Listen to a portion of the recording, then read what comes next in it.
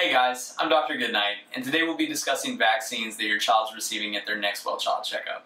When should my child receive this vaccination?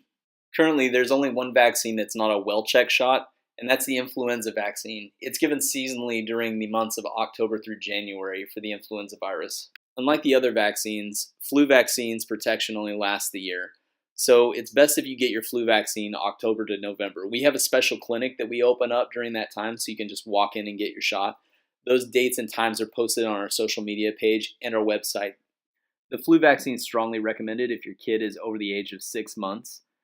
Your doctor might mention a booster vaccine. Those are required about 4 weeks following the initial vaccine if your child is 6 months to 8 years old and has not previously been vaccinated. Okay, I really get it. I get it more than most people. The flu vaccine is super annoying. You have to get it every single year for your child without fail. Why do you need that? All the other ones are one and done. Why can't the stupid flu vaccine be one and done like the rest of them? The dang flu virus mutates really fast, and until we get some fancy science on our side, we're going to be stuck with getting our flu vaccine every year, and yes, your child does need it. So here's the deal. It, at its worst, will cause soreness or fever, but the flu virus, at its worst, can kill a child in 3 days. It's rare, but it can happen to anybody. It can happen to me, you, your kid. It's like a bullet. You don't know who's going to get hit, and I've seen it happen. I was in residency training, forever ago, and there was this little boy. He was 5 years old. He was really sweet, cute, just perfect little kid. He came in, just fever, dehydration, wasn't drinking. He was found to be flu A positive.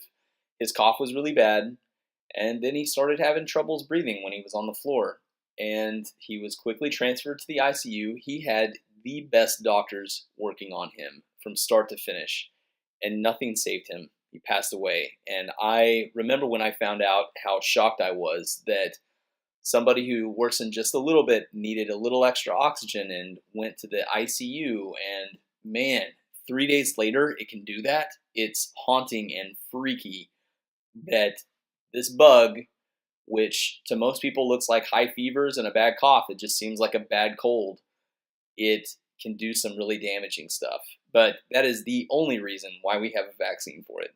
There's a lot of people that say, well, I don't need to get it because I'm not really at risk. And there's two problems with that statement right there. One, everybody is at risk. There are some people more at risk than others. An asthmatic, a person that has a heart condition, somebody under the age of 5, somebody over the age of 65, they're at higher chance of dying from the flu virus than other people. But it could just as well kill me or anybody else that's perfectly healthy and not in those age groups. So you really need to get your vaccine. If not just for you, for also the fact that you could pass it to a little baby that can't even get the flu vaccine. That's actually the highest risk of death right there, is a kid under the age of 6 months. This maybe goes without saying, but I feel like I've got to say it. To most healthcare providers and nurses, the flu vaccine's super annoying. We've got to talk about it all the time. We've got to give it all the time.